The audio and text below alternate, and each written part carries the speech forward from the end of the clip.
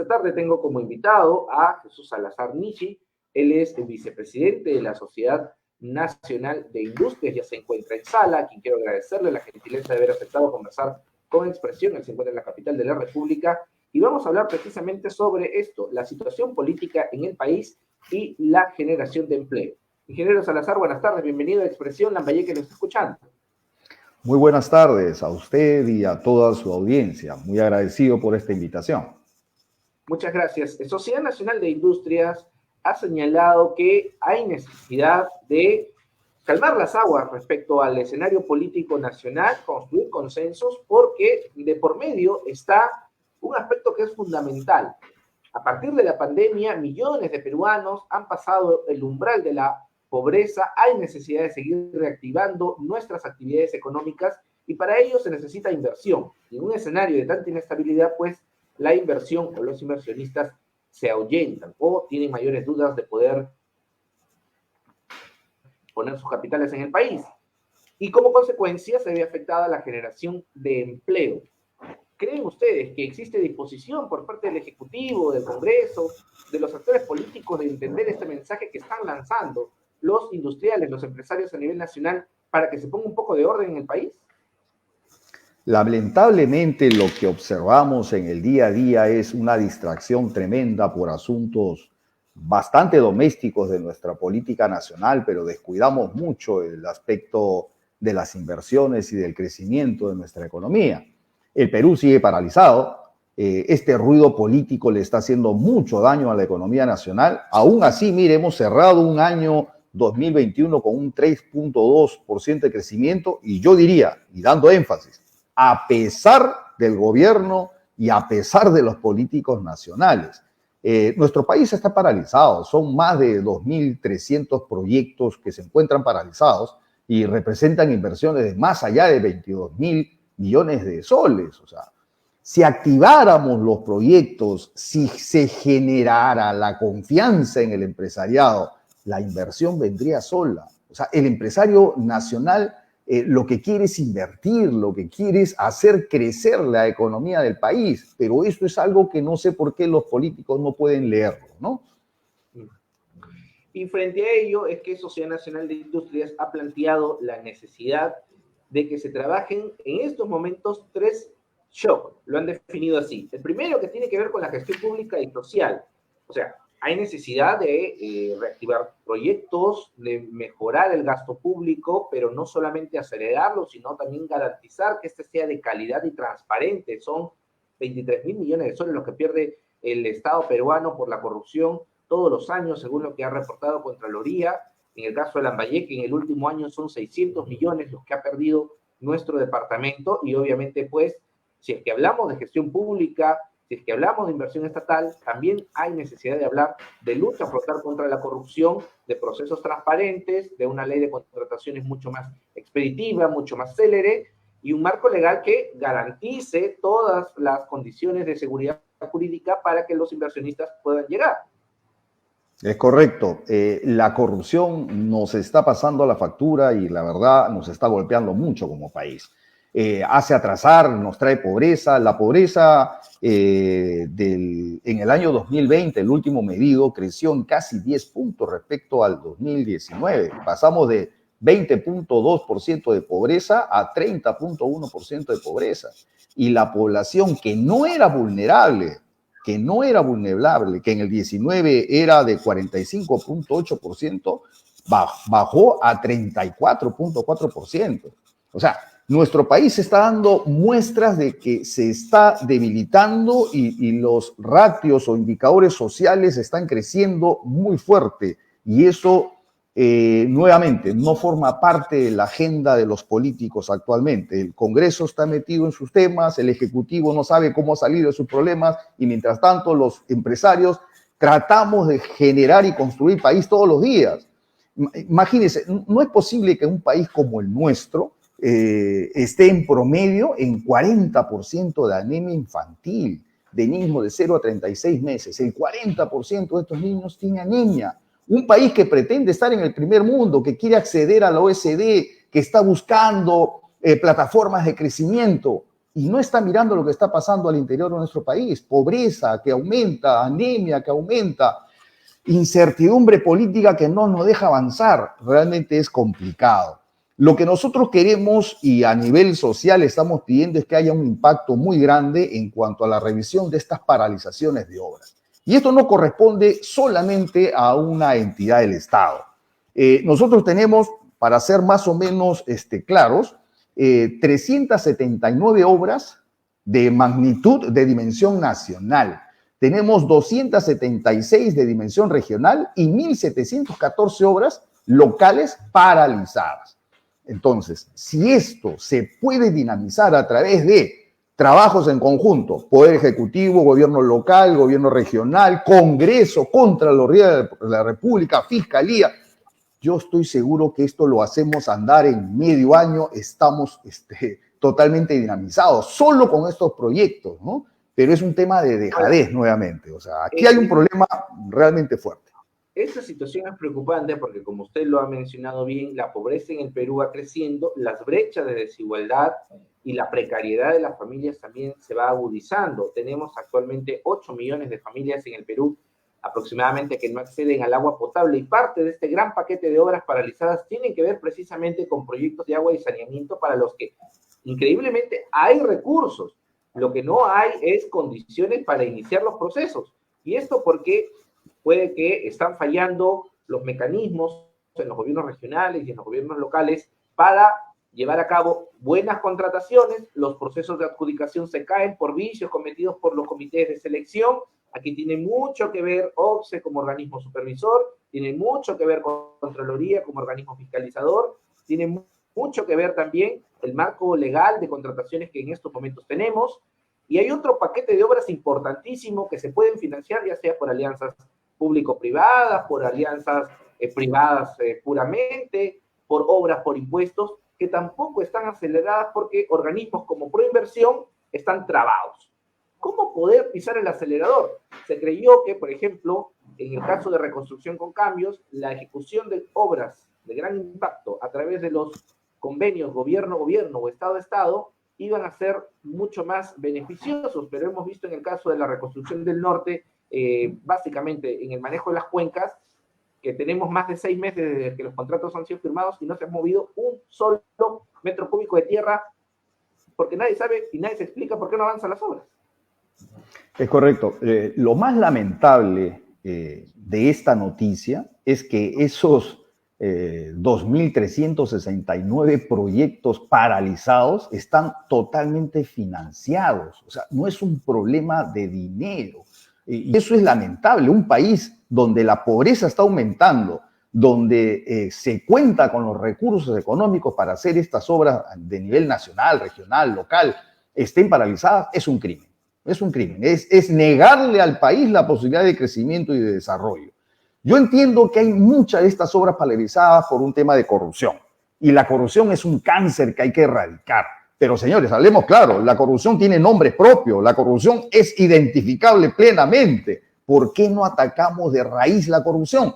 Quizá porque estamos chocando con intereses que prefieren dejarlo ahí nomás. O sea, no puede ser. O sea, aquí creo que llegó el momento de hablar claro y alto y decirle a quienes tienen la responsabilidad de conducir nuestro país que ya es hora, ¿no? Ya es hora, ya estamos cansados.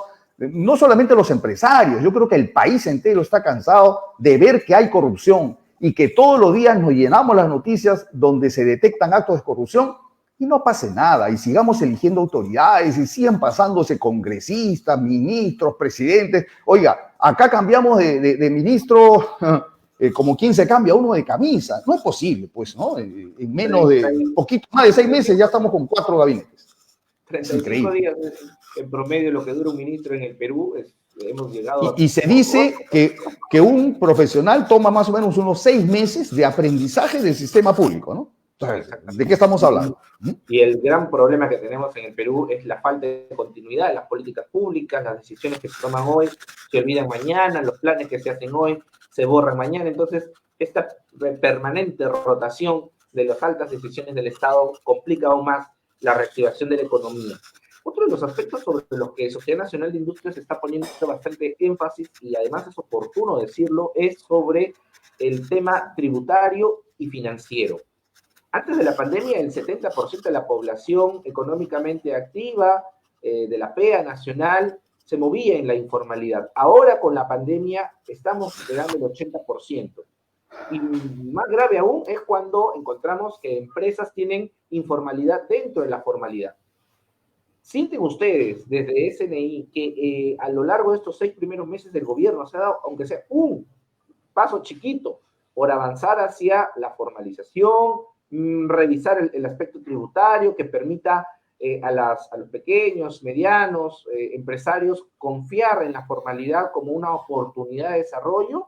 ¿O por el contrario sienten que ha habido decisiones un tanto torpes de parte del Ministerio de Economía que hasta hace algunos días estuvo en manos de Pedro Franque? Mire, es lamentable que en nuestro país lo único que se escucha respecto a la informalidad es solamente el tema de alentar la informalidad. Y se lo digo clarísimo. La informalidad en el país, la informalidad laboral en el país ya está llegando cerca al 78.8%, más o menos como lo comentabas. Hemos retrocedido 13 años. Desde el 2008-2009 no teníamos esta cifra de informalidad que de a poquito íbamos bajando poco a poco. Pero esto ha crecido tremendamente. ¿Y cómo piensa el gobierno generar empleo formal y digno? ¿Aumentando el salario mínimo vital? O sea, no se entiende. Se hace exactamente lo contrario para fomentar la formalidad. Las pequeñas empresas, las micro y pequeñas empresas, del cual, ojo, todos los políticos se llenan la boca hablando de las MIPES, todos, porque lo ven como un gran botín político, electoral. Pero ¿acaso se le da la regla de juego clara para motivar su formalización? Y estamos hablando de más del 99% de micro y pequeñas empresas en el país que son el sustento de la economía nacional. Y ojo, de las inversiones. Porque todo el mundo mira los grandes proyectos, los grandes grupos económicos, las grandes inversiones que hacen, pero nadie se pone a sumar todos los días los pequeños cientos de soles o miles de soles que hace cada uno de estos microempresarios, que son el más del 99% de la economía. Ahí está la riqueza del país, ¿no? ¿Hay condiciones en estos momentos, cree usted, señor Salazar, para que se pueda llegar a un consenso entre el Ejecutivo y el Congreso de la República, que es el que finalmente legisla, a fin de hacer una revisión minuciosa, detallada, sesuda, responsable sobre todo del aspecto tributario en el país o los precedentes que tenemos, por ejemplo, con lo sucedido con las empresas mineras durante la gestión de Mirta Vázquez como presidente del Consejo de Ministros, sienta un mal precedente para que ambos poderes del Estado se sienten a conversar sobre el tema tributario? Yo lamentablemente no veo mucha voluntad política ni del Congreso ni del Ejecutivo en generar este puente que el país necesita.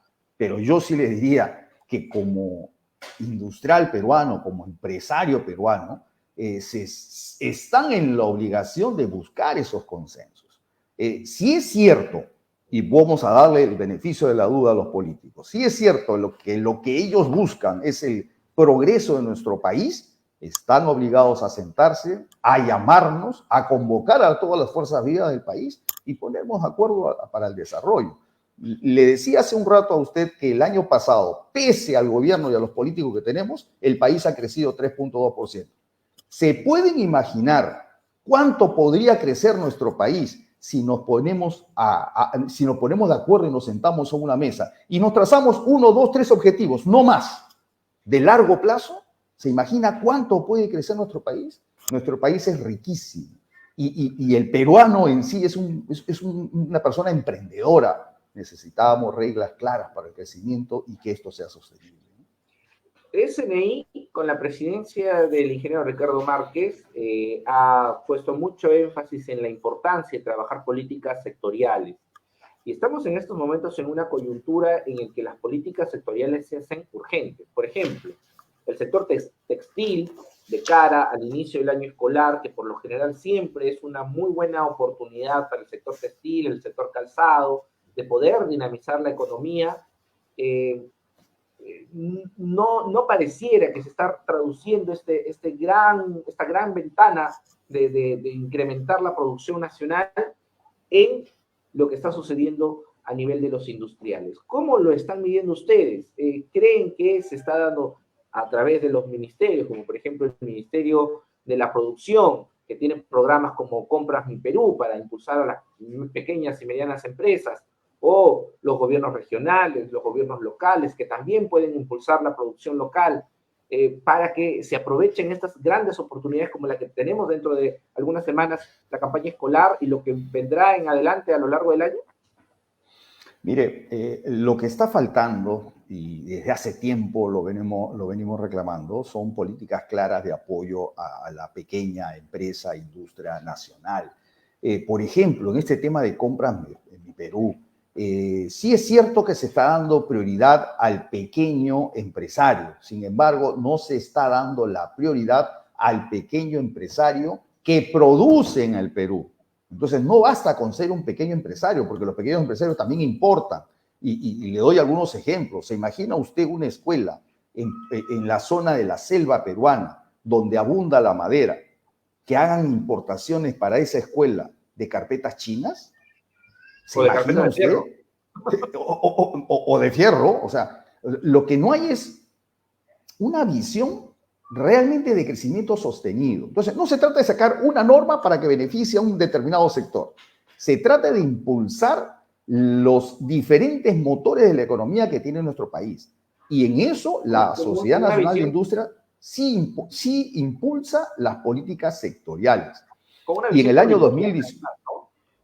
con una visión territorial. Es decir, es correcto, es correcto. Que aterricen al espacio en el que se van a desarrollar las actividades. Por ejemplo, yo lo he escuchado al señor Márquez hablar mucho sobre la acuicultura y la pesca para la zona norte. Consumo humano, por ejemplo. La maderera o cafetalera para la selva. En fin, tantas otras políticas que se pueden aterrizar al territorio, pero que lamentablemente nadie las impulsa.